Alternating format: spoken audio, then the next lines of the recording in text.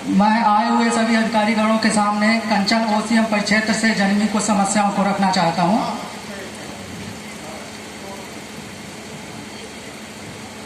श्रीमान, यहाँ कंचन ओसीएम परिक्षेत्र आने से जो एक स्कीम आई थी कि भाई किसानों को एक लोक हितकारी व्यवस्था आई है और उसमें ऐसा कुछ काम होगा ताकि यहाँ का सामाजिक स्ट्रक्चर इस तरह से विकास करेगा कि ये एक गांव से शहर तक की यात्रा कर सकेगा। पर कालांतर में जब देखा गया कि ये स्कीम चलती गई पर कुछ अधिकारीगण एवं कुछ वर्गों का बहुत बढ़िया से डेवलपमेंट होता है, पर किसान जो स्थिति में था उसी स्थिति में आज है और कहीं ना कहीं जो स्थिति में था उससे नीचे की तरफ अग्रसित है। तो श्रीमान, ये कैसी लोक हितकारी व्यवस्था है जहाँ किसानों की भूमि के बदले में एक औद्योगिक जगत विकास कर रहा है, पर जिसे विकास करना चाहिए वो गर्त की तरफ विकास कर रहा है। तो इस समस्या के संबंध में कुछ प्रश्न है श्रीमान, उसका मैं जवाब लेना चाहूँगा, चाहे वो कोल मंत्रालय हो, चाहे कोल विभाग हो, चाहे प्रशासनिक जगत हो, किसानों की तरफ से। अब जैसे धनवाही, ग्राम धनवाही या कंचन ओसीएम परिक्षेत्र से लगे हुए संलग्न क्षेत्रों में जो समस्याएं जनित हुई हैं कंचन ओसीएम की तरफ से, वो समस्याओं में से कुछ समस्याएं अगर गिनाओ तो कुछ इस तरह से हैं कि भूमिगत जल स्तर में आई गिरावट। श्रीमान, यहाँ का किसान जो है कृषि पे ही आश्रित था, मुख्य रूप से कृषि करना जानता था और कृषि कर रहा था। पर जब ये स्कीम आती है, खदान का परियोजना ये चालू होता है, चालू होने के बाद यहाँ भूमिगत जलों में जल के स्तर में इस तरह से गिरावट हुआ कि आज 400 फुट बोर करने के बाद भी किसान को पानी नहीं मिल पा रहा है, जिससे उसका पूरी फसल जो आमदनी, पहली बात तो जो अधिग्रहण हुआ, टुकड़ों टुकड़ों में अधिग्रहण हुआ, उससे किसान का जो भूमि बचा हुआ है उसमें ना वो खेती कर सकता है ना कुछ कर सकता है। साथ में अधिकारी या राजस्व विभाग, इनका एक झांसा ये भी है कि जो बची हुई भूमि है उसे बंगार बताते हैं, सिंचित नहीं बताते। तो मैं अधिकारी गणों से एवं पर्यावरण विभाग से यह जानना चाहता हूं श्रीमान कि मैं अभी किसानों की तरफ से एक अशिक्षित वर्ग हूं और मैं जानना चाहता हूं कि सिंचित भूमि की परिभाषा क्या होती है, और जिस तरह से अगर सिंचित भूमि की जो परिभाषा होती है तो हम समस्त किसान कोशिश करेंगे कि उस परिभाषा में आकर अपनी भूमि को सिंचित घोषित कराएं या सिंचित बना लें। अब चूंकि परियोजना का विस्तार होने से भूमि का जल का नीचे डमगाना गिरावट आने के कारण हमारे नलकूप, तालाब, नदी ये सूखने की स्थिति में आए हैं। अब दूसरी कंडीशन यहाँ ये होती है, सिंचाई विभाग के तरफ से बांध का निर्माण होता है, इसके बाद भी आप बताइए कि चाहे पानी से मतलब है या सिंचाई के बिस्लेरी वाटर से सिंचाई करें तो सिंचित होगा या नदी के वाटर से सिंचाई करें तो सिंचित होगा, या ये सिंचाई विभाग या पर्यावरण विभाग हमें ये बात समझाए कि भाई सिंचित कब कहलाएंगे। तो भूमिगत जल स्तर में आई गिरावट का कारण, मुख्य कारण ये रहा है कि ये ओपन कास्ट कालरी होने के कारण इसमें भूमि जब नीचे से खोदा गया तो भाई पानी का स्तर गिरा। अब इतने संसाधन नहीं हो पाए कि हम पानी के लिए नदी से कोई पंप सेटअप बना लें, या पंचायत स्तर पे भी ये काम नहीं किया गया कि ऐसी कोई लोक हितकारी व्यवस्था बनाई जाए जिसमें किसान ही रहे जब तक कि उसके पास एक कृषि योग्य भूमि है। अन्यथा जब परियोजना लाया गया था तो इस तरह से अधिग्रहण करना था कि टुकड़े टुकड़े में अधिग्रहण नहीं करना था, उसे बीच में नहीं छोड़ना था, क्योंकि हम पीढ़ी दर पीढ़ी से सिर्फ सीखे हैं तो एक किसानी सीखे हैं। अगर उस किसानी के लिए भी हमें बंजर भूमि उपलब्ध कराई जाएगी और बंजर भूमि इस तरह से उपलब्ध कराई गई कि पानी का वाटर लेवल नीचे गिर गया, और गिरने का अप्रत्यक्ष कारण डायरेक्ट ही कंचन ओसीएम परिक्षेत्र रहा है, क्योंकि इसके आने से पहले तक यहाँ भूमि में भूमिगत पानी की समस्या नहीं थी। दूसरा, दगान से जन्मित कुछ समस्याएं हैं महोदय। यहाँ शुरुआती चरण में जब कंचन ओसीएम में कार्य हुआ, शुरुआती चरण में दगान से संबंधित इतना बढ़िया व्यवस्था था कि सिक्योरिटी गार्ड होते थे, उनकी सुरक्षा परिषद के उसमें हिसाब से दगानी हुआ करती थी, जगह जगह हमारे सिक्योरिटी कर्मचारी लगे होते थे कोल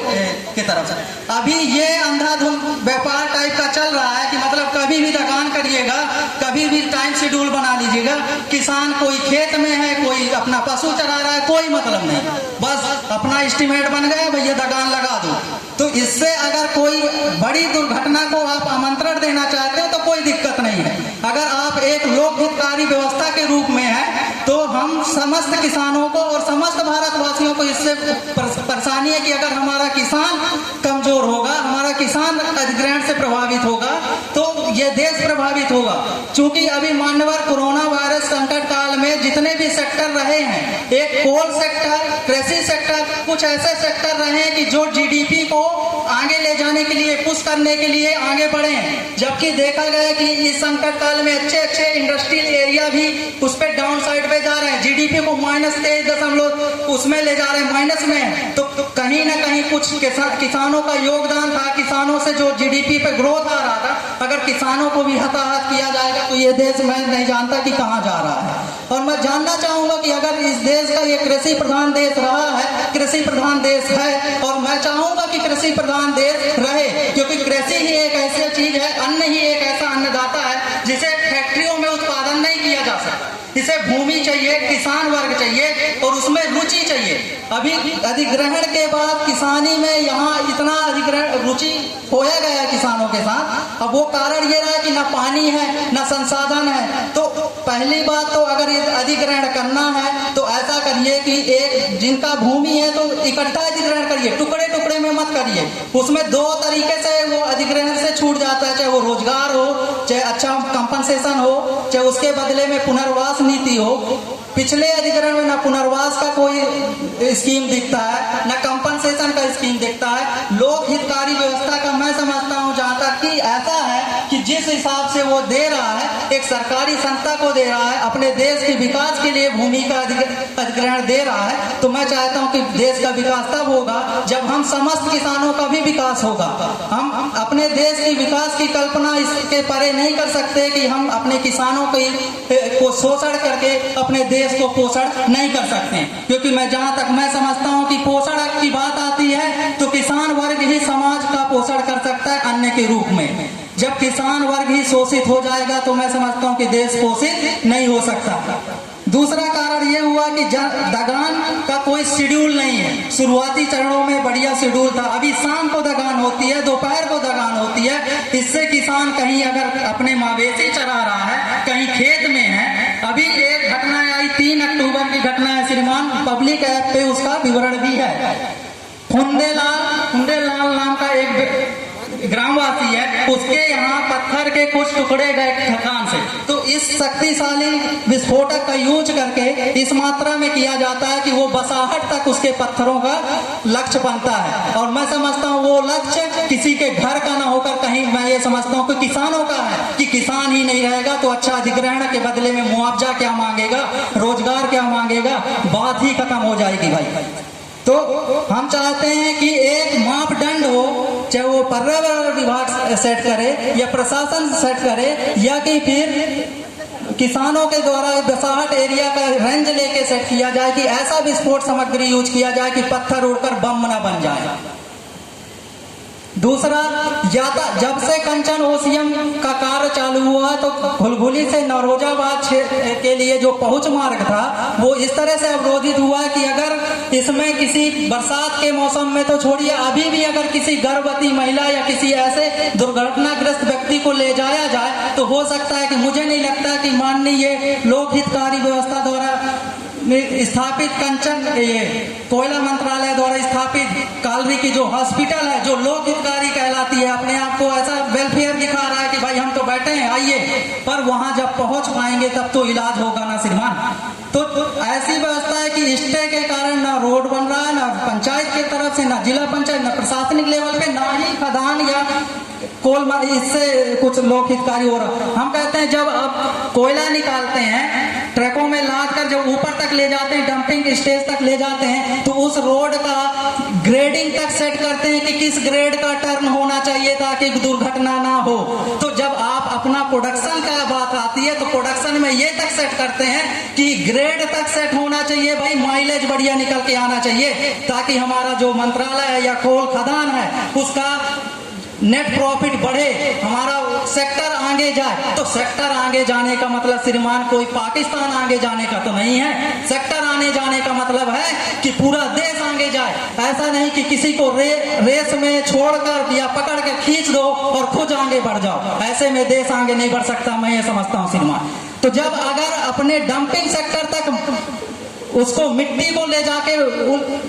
पलटी करने के लिए वहां तक के लिए ग्रेड सेट करते हो, टर्निंग पॉइंट सेट करते हो, समय समय पे ग्रेडर चलवाते हैं, तो मैं समझता हूं कि सार्वजनिक विकास के लिए जो अधिग्रहण के कारण वो मरम्मत कार्य रुका हुआ है रोड का, तो समय समय पे उस पे मरम्मत कार्य खान प्रबंधन की तरफ से हो, क्योंकि उसी के कारण अवरुद्ध है। नहीं 15 साल श्रीमान बहुत कम समय नहीं कहलाता। अगर एक बच्चा जन्म ले तो 15 साल में इतना हो जाता है कि वो समझने लगता है कि मैं कहाँ हूँ और कहाँ होना चाहिए था। तो मरम्मत का कार्य बिल्कुल नहीं हो रहा, जिसके कारण मैं लोकल अभी यहाँ किसान बैठे थे, इनको पता है कि यहाँ सिहोरा बस सिहोरा तक चल के जाती है, घिरहुली से चल के सिहोरा तक जाती थी, पर विगत वर्षों में रोड मरम्मत न होने के कारण कभी पट्टे टूट जाते हैं तो कभी कुछ हो जाता है, तो वो अपना मार्ग चेंज करके नाव से छुहाई होते हुए नरोजा होते हुए चले जाते हैं। अब इसमें प्रभावित कौन हो रहा है? धनवाही ग्रामवासी। इनको अगर कहीं यात्रा करना है तो 1 किलोमीटर 1.5 किलोमीटर जाके घुलघुली जाए, अन्यथा फिर देवरी के आगे जाके बिनौरा में जाके साधन पकड़े। तो माननीय श्रीमान APJ अब्दुल कलाम का एक विजन था 2020 विजन, जिनमें उन्होंने कल्पना किया था कि हमारा देश 2020 में ऐसा होगा कि हम 4G 5G से अपने देश की विकास का पैमाना नहीं सेट करेंगे,